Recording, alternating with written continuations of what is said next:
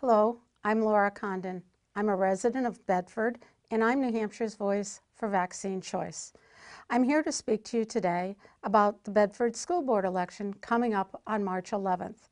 You may wonder what this has to do with vaccines, and I wonder too. You should know your candidates. One of the candidates for school board is William Castler. William Castler is actually Dr. William Castler. He is the Chief Medical Officer for the New England region for the Centers of Medicare and Medicaid Services. He has served as the State Medical Director for the New Hampshire Department of Health and Human Services and various other government and public health agencies. He is active with the New Hampshire Medical Society, serving as a president in 2011 and currently serving on the Legislative Committee. So how is this significant? Dr. William Castler was instrumental in pushing through House Bill 664 last year that significantly expanded the tax base for the New Hampshire vaccine tax assessment, now hitting every business and taxpayers too in the state of New Hampshire. If you go to the New Hampshire Vaccine Association website, and I'm going to show that to you, that will look like this. And the website address is www.nhvaccine.org. And on this, if you go to the reference tab, you will find the minutes of the meeting of February 6, 2013. These minutes reflect Dr. William Castler's involvement in strategizing the passage of House Bill 664. You'll see here where he has attended the meeting, and the minutes of the conversation where Dr. Castler was quite active in that strategizing to pass House Bill 664. This expanded the tax base to provide for an expanded purchase of vaccines by the state, increasing purchases by some 49%. And you'll find information on that from their financial statements. They went from a purchase of $10,892,517 remitted to the state in 2013, and that you'll get from their 2013 financial report,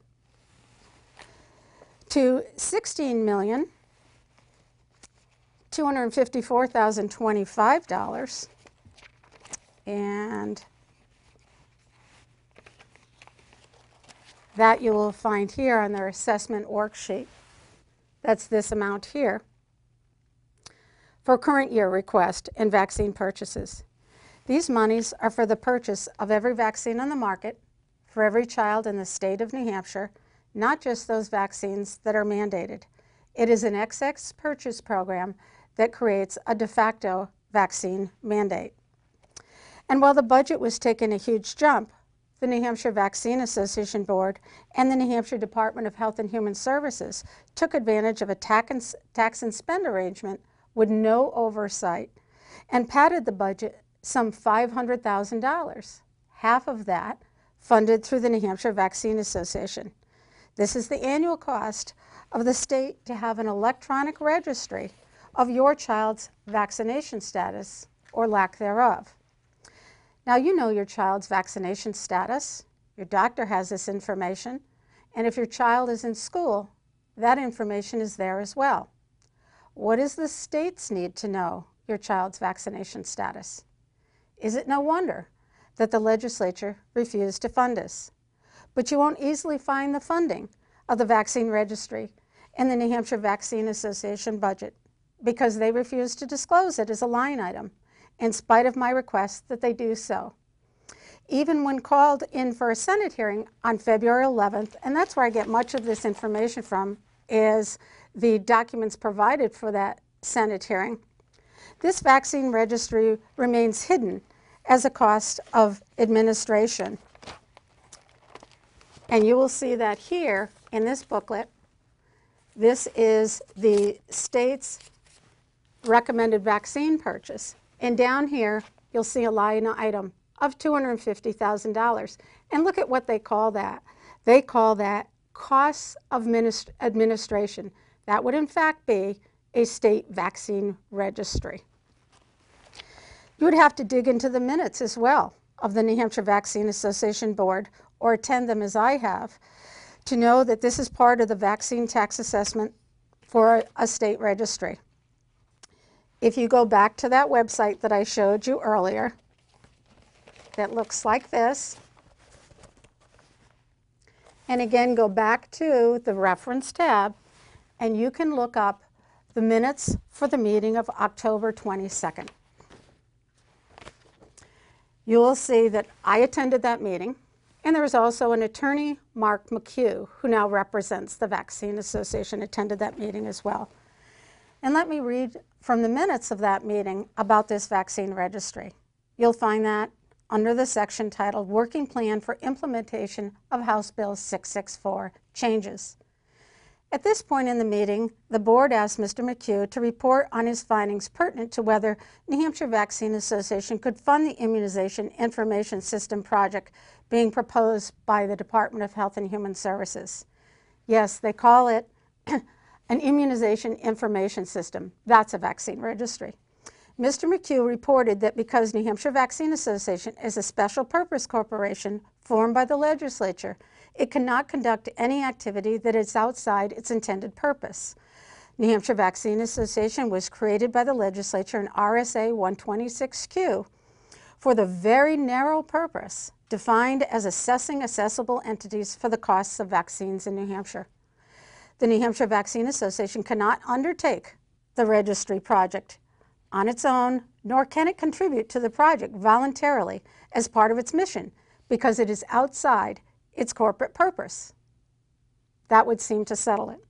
He goes on to say, however, in its function to assess assessable entities, the statute does define costs that are covered by the assessment, and included in those costs are those costs to the state of purchasing, distributing, and administering vaccines to children throughout the state of New Hampshire, less any federal contribution.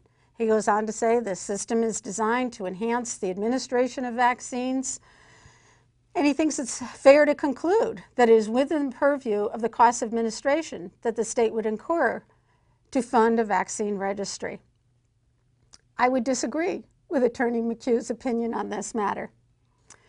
He further determines that once the board, the Department of Health and Human Services, proposes the total amount to the board can determine a percentage to contribute. I have no idea where he gets that information or authority. In fact, he has indicated that the board entertained the idea of funding half of the registry costs, and here they do refer to it as a registry, not to exceed $250,000 in the first year. You're right, there are costs every year to this vaccine registry, in addition to vaccine costs. And the board, in fact, voted to accept 50% of the costs, not to exceed $250,000 of the proposed immunization information system presented by the Department of Health and Human Services as a reasonable cost of the administration of vaccines. An opinion and a vote I certainly would disagree with. Yes, you will see that the immunization information system is a euphemism for a vaccine registry. Clearly, when it is known there would be public rejection of this funding of this registry, and there is significant effort by the New Hampshire Vaccine Association and the public health officials to bury, mislabel, and work to hide this information from the public, this is concerning.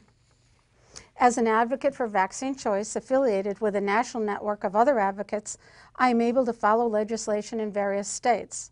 I also sit on various webinars and teleconferences with government agencies. The public should know that there is a significant national push to mandate an ever-growing list of vaccines, including the very risky HPV vaccine for girls and boys, all in the interest of public health. There is a significant national push to utilize schools as vaccine clinics. Now, some of you may not be yet aware of the growing concern and controversy relative to vaccines and the growing evidence against them. As stated earlier, I work with a national network of advocates on this issue.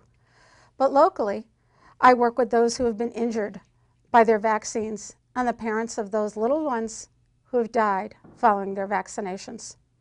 I have fielded many calls from senior citizens this year who have been injured by their flu vaccine. They are in extreme pain, they have lost the use of their vaccinated arm, and they wonder if they're ever going to get better. I work with the family of a healthy 15-year-old baby boy who died following his routine vaccinations. I work with the family of a 7-year-old girl who died following her flu shot. This year, we are seeing many of those following the flu shot deaths across the nation. Some parents out there may be aware of the recent issue with pertussis, otherwise known as whooping cough, at Lurgio Middle School back on February 12th. It is common to see outbreaks of pertussis in middle schools since the state began mandating a 6th dose of the pertussis vaccine for 11-year-olds entering grade 6.